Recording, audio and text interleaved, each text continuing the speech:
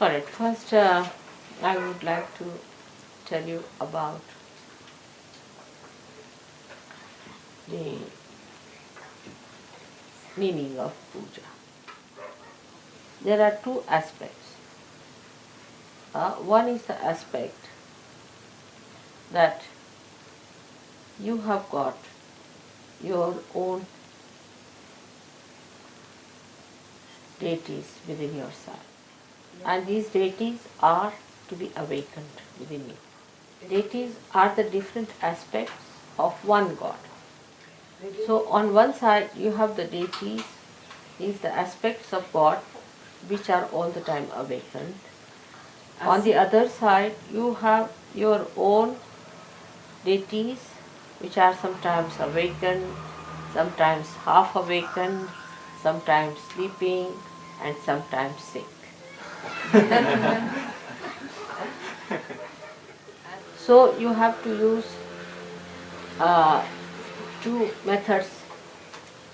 One, to please the deities of God, and to ask them to bless your deities, or to ask them to awaken your deities.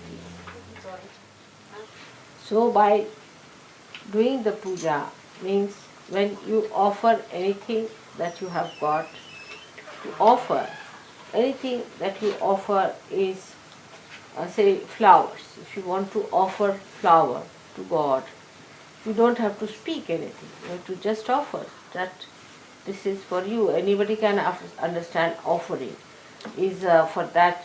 You don't have to have even a tongue. Even if a blind man is there, if he wants to give you something, he can just give you like this, and that expression is sufficient for anybody to be convinced that it's an offering. You don't have to say anything about it. But now when you are a realized soul and you offer anything, it is acceptable to God even if you don't say anything. But what about you getting any reward out of it? After realization, when you offer anything to God, He accepts. Because it's coming from a realized soul, so He accepts.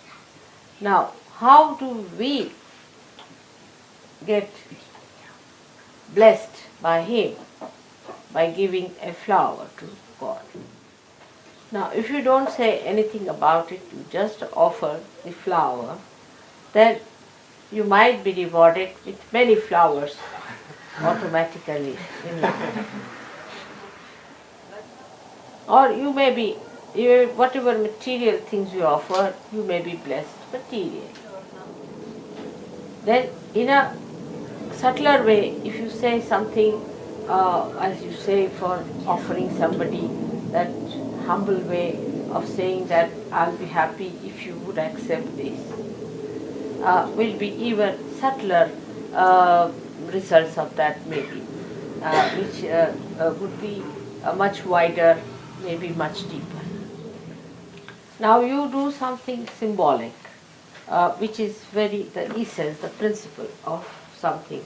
Like flowers are the represent the principle of the Mother Earth. Now, so the symbolicism of all the things that we can offer to God has been meditated upon and has been found out. So they use 5 things called as Panchamrita, as we have here. Ils ont utilisé ça. Because if you have hit the principle, then you have really hit the whole, isn't it? Because spiritual well-being is a total well-being. It's not just partly that your material well-being or your physical well-being or your emotional well-being or your mental well-being. It's a total one, completely balanced into totality. Now when you offer these other things like the why these we call them akshatas, these with the this what do you call yellow thing? Huh? Turmeric rice. See this yellow thing. You see, when you offer this, you know the yellow color is that of the Swadhisthana chakra. And rice is very dear to all the gods. Now there's a trick in it because it's a human trick. Gods are fond of rice. So they put turmeric on it. Means that we offer to you a rice which is yellow colored, means you should give us blessings of our creativity. When you eat it, more creativity will flow and we'll be blessed by that creativity. It's a trick. The whole thing of puja is the trick of human saints. You see, how to trick God to give more blessings. But whatever God likes has to be auspicious and holy. So ultimately it works out for the holiness of saints and their simple hearts. Now the puja cannot be done by a person who is not a realized soul. A person who preaches also has to be a realized soul. The one who does namaz has to be a realized soul. The one who prays has to be a realized soul. So all the utensils that are used are to be worshipped in a way that they are to be holy things. They are to be respected things. You cannot use anything save the one you are using in the bathroom and use the same thing for the puja. It is absurd. Three things are very important. Is a ghata, this one is the vessel. Vessel that contains the kundalini, the vessel that contains the primordial desire within us to get to God is first to be worshipped, our desire. Is the ghata, is the one made here. And on top is called as a Shree Phala. Shree Phala means this also has got water in it, if you see. This coconut has, this represents, the coconut represents the same thing. Now in the subtler form, it is the water of all the rivers of the world, rivers. And the coconut is the water of all the oceans. The water from the ocean or sea rises through the tree trunk of the coconut and becomes sweet water in the coconut. It's a symbolic thing. So this is the vessel called Ghata Puja. This is the Ghata Puja. Now I don't want to go to details today because we have to talk about Ganesha. The same is, now that is water, alright. Then we have to worship Ghanta and Shankha. These are two representing the sound. Adesso Ganta e Puja che sono la... Actually the Shankha represents the ether. Then we have the Deepa, this one. Is the light, represents the light element called as Tejas. Normally also to the goddess they also give her a fan which represents the air element. So this is how all the five elements are pleased beforehand using them. So the essences of these, or the causal essences of these five elements should be pleased at this time. Ainsi, Should be supporting the puja.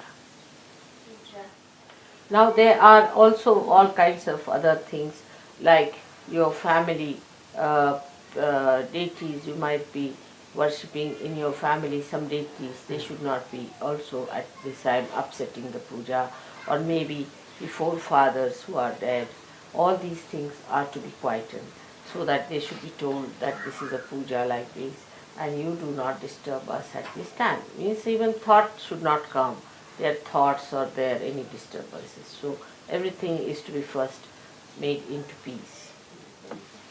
Now we come to the second aspect, which question I asked you, how do you get benefited by it? So apart from this technique, to have the best effect or the blessings or the best flow of the grace within us, we say mantras. The sound of mantras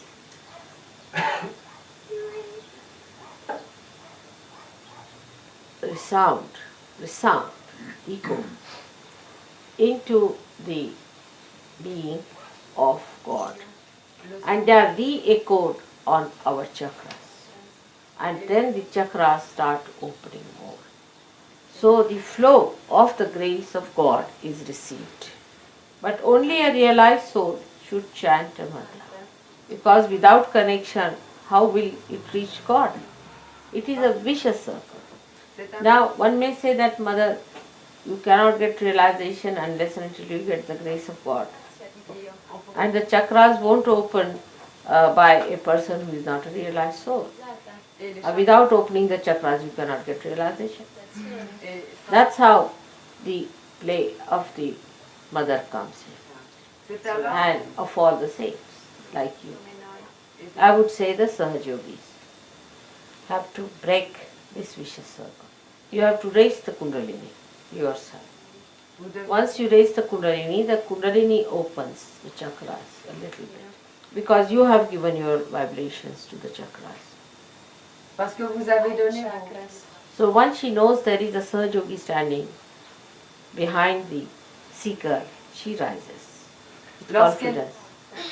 She knows you are her brothers and sisters, Elle and sait that you belong to the same family as she does. et qu'elle a She pas- knows the land where she has to grow, see, so she can feel that, and then she rises in her dignity. That's how she breaks this vicious circle. C'est That's alors- why in the beginning we don't tell them about the mantras. Because in the mantras you have to accept me as the deity. parce que In this advent of mind, it is made compulsory that you have to recognize me. Because this is very precarious, the resurrection time we can call it, or the time of your last judgment. First the realization has to be given without any recognition. en But premier, not to those who are denying or insulting me. Under any circumstances they cannot get realization, whatever you may try. Even after realization, if people start thinking against me, vibrations will stop. And the heart has to be completely in unison with me. Otherwise, Swastrara is closed. Now those people who are simple, who are full of open hearts, you see, such people understand me very well and they just put me in their hearts. After realization, after going through the understanding of Sahajayoga through their mental activity, also the intellectuals understand me and recognize me in a little circle. After the puja, when they receive the blessings in a very blissful state they achieve, then they realize the value of puja also afterwards. Now in India, where the puja system has been traditionally coming and has been maintained quite a lot, they understand it without any mental processes. But when they meet somebody, an intellectual who has become a Sahajogi, you see, they can't understand them. They don't want to listen about it, the whole rigmarole of the whole movement of the brain. And some of them who try, you see, little westernized, they try, you see, they develop an inferiority complex. But there is no need to understand it with mental, to all the time analyze it through your mental process and then to understand everything and then become Sahajogis with the heart open. It's rather very circuitous. But what to do? They have gone that way, so they have to come that way. Because even if they become Sahajogis, they start questioning and thinking about it and worrying about it. So the false people just mesmerize them and take advantage of that mesmerism. Yes. So one should not feel bad. If you feel like analyzing, you should go ahead with it. Because I cannot stop your speed. I am not going to mesmerize. In Sahaja Yoga, the freedom is to be respected. But we do not allow people to come for puja who have not achieved a certain amount of uh, understanding mentally of Sahajayoga from the Western people, not in India, but here there is a restriction. Because supposing in India, uh, I do not explain to them, they don't want to know. They know that they'll get vibrations. They already know about vibrations, so I don't have to tell them you'll get more vibrations. If they get more vibrations, they know I am the Shakti, that's all. I don't have to explain.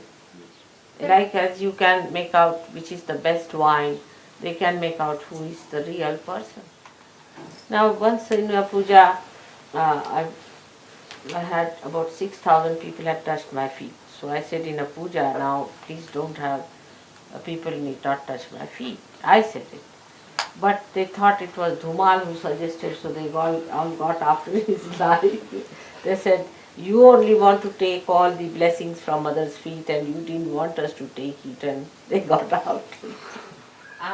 Another thing is, you see, in the West, I never used to make the Panchamrita with my feet but with my hands, because here people would think that that's a dirty thing feet is and we should not have of the feet, you see.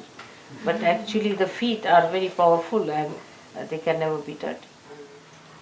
Like the river Ganges has vibrations. And if you have the water of Ganges, you will see that it will never be dirtied. On the contrary, whatever are inside that, because it's never sort of very kept clean, whatever dirt has gone into it, it settles down and doesn't dirty the thing at all. It's very clean water, all the time vibrating.